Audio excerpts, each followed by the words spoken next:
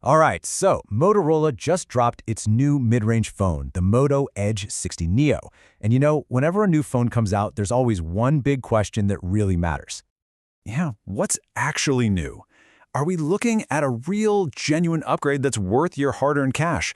Or is this just, a minor refresh with a new number on the box? Let's dive in and find out. After dig into it, the whole story of this phone really comes down to 4 major changes, so we're going to break them down one by one. First up, durability. It really seems like Motorola decided the #1 thing they wanted to improve was how this phone survives in the real world. And they started with the screen. So the last model, it used Gorilla Glass 3, which, let's be honest, is pretty dated at this point. The new Edge 60 Neo makes this massive leap forward to Gorilla Glass 7i. That's a huge, huge upgrade in toughness, which means it should handle drops and scratches way, way better. And that's not all. On top of the standard IP68 water resistance we expect, they've now added an IP69 rating. Now, in simple terms, that just means it can survive high-pressure, high-temperature water jets. So if you get caught in some crazy downpour or something, you've got some serious peace of mind. Okay, so the outside is definitely tougher, no doubt about it. But what about the inside? Did Motorola give it a similar boost in power? Well, in one area, the answer is a big yes. The battery gets a nice little bump up to 5,000 milliamp hours, and that's a solid number that should comfortably get most of us through a full day and then some. But here's where that whole power boost idea gets a little complicated. See, while it has a brand new processor, the Dimensity 7400, the charging speeds for both wired and wireless haven't changed at all. They're exactly the same.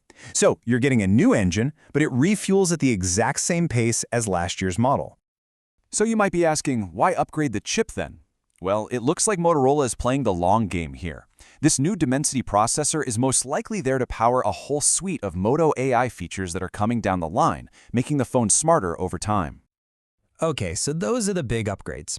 But to get the full picture, we really need to look at what hasn't changed, because a lot of key parts are basically making a comeback.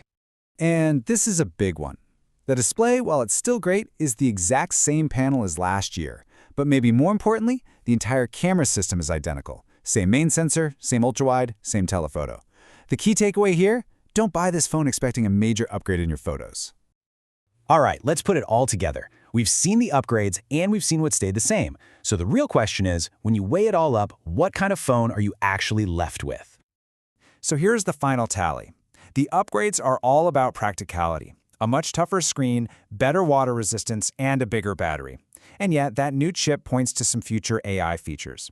But the core experience, the display you look at every day, the cameras you shoot with, and how fast you charge, is identical to last year. This wasn't a total reinvention, it was a really targeted upgrade focused squarely on durability. And that brings us to the final and most crucial question. With deal season always just around the corner, you'll soon be able to get older, maybe even more powerful phones for less money. So are a tougher screen and a bigger battery enough to make you choose this new Moto today? Well, that's the real decision.